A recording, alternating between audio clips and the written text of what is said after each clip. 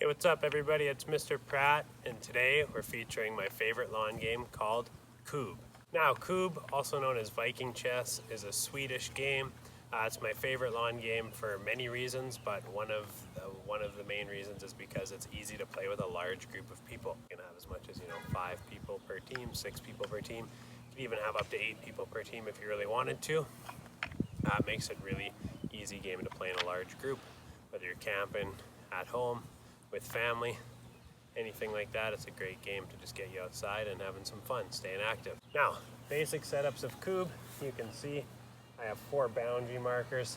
I've modified my field to be quite a bit smaller than it usually would be, just so it all fits in the camera screen. I would adjust the distance based on the age of people and the experience of people that I'm playing with. One thing I strongly recommend with this game is if you make the game too big at the start, it's too hard, it's going to take too long. I've had Kubb games last 3 hours, I've had some last 3 minutes, so it's big variance in how long a game will take, but make sure your distances aren't too far when you first start playing. Another way you can change up the game is to modify the number of baseline Kubbs. So in a traditional game, there's 5 baseline Kubbs and 1 king. If you want the game to go a little bit faster, you could reduce it, play with say 3 baseline Kubbs on each side, and that'll make it go a lot faster, just like reducing that distance. All right, so you can see here I'm just walking through what a typical Kubb field would look like. So I'm showing you that there's 5 baseline Kubbs on each side, 1 king in the center of the game. There's 4 cones marking the boundaries. Typically a Kubb field is 5 meters wide and 8 meters long.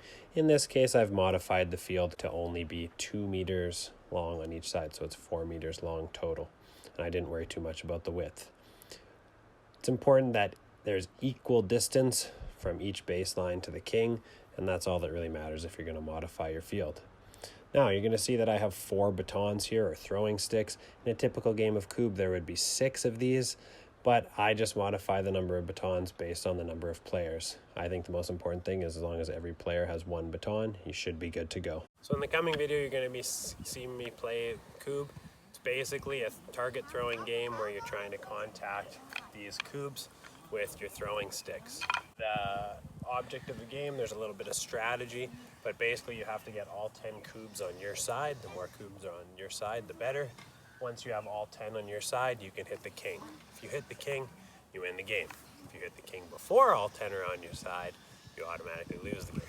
Now, when you're playing Kubb, you must do an underhand throw, and the stick must go end over end. So what I mean by that is it needs to move in a pattern like this. You cannot sidearm it. Okay, you cannot overhand throw it. Everything must be an underhand, end over end style throw. Kubbs must also be completely knocked over to count.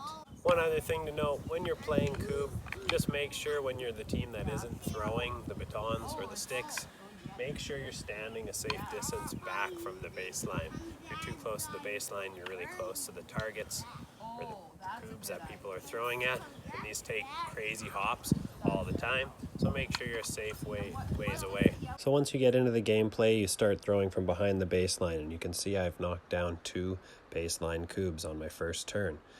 The other team then is going to have to pick up those knocked over baseline Kubbs, toss them back onto the other half of the playing field. It must be past the center line, but it cannot cross the baseline. In this case, if a Kubb gets tossed past the baseline or out of the boundaries, it can be rethrown, or it can just be placed close to the boundaries where it went out of bounds, as long as it's 1 baton length away from any other Kubbs or the boundary line. I find this speeds up the game as opposed to rethrowing. Once this Kubbs have been stood back up, they have become field Kubbs. They're not on the baseline, they're out in the field. Those 2 field Kubbs must be contacted before the 5 baseline Kubbs can be contacted.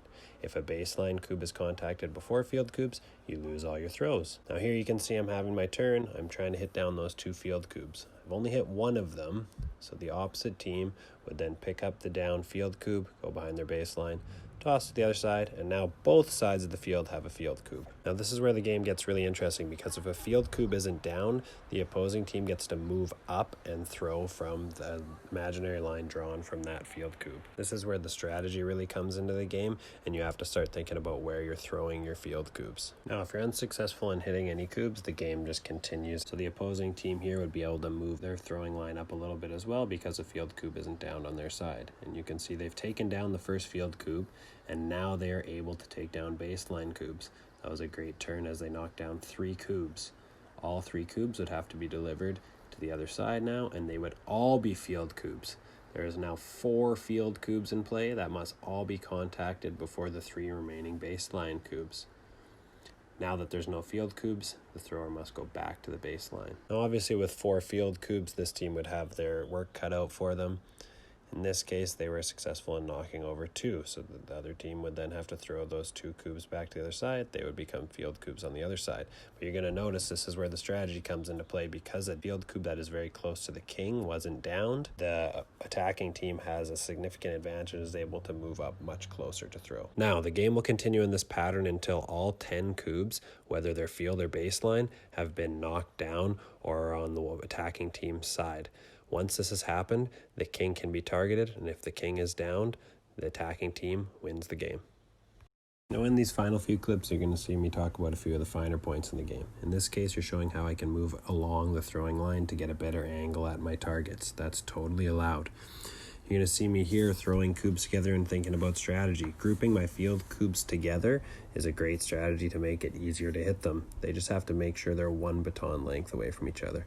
And here you're going to see me playing a little bit with my son. In this case, he throws a field cube onto his own side.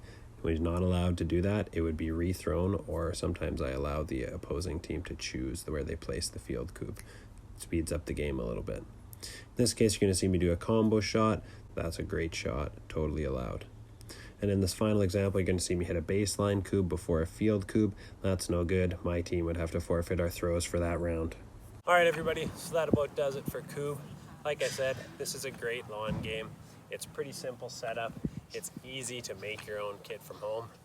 Hockey sticks, some spare wood, a bedpost, a couple cones to mark your boundaries. Super simple, easy for basically all ages to play, and you can play it in really any outdoor space.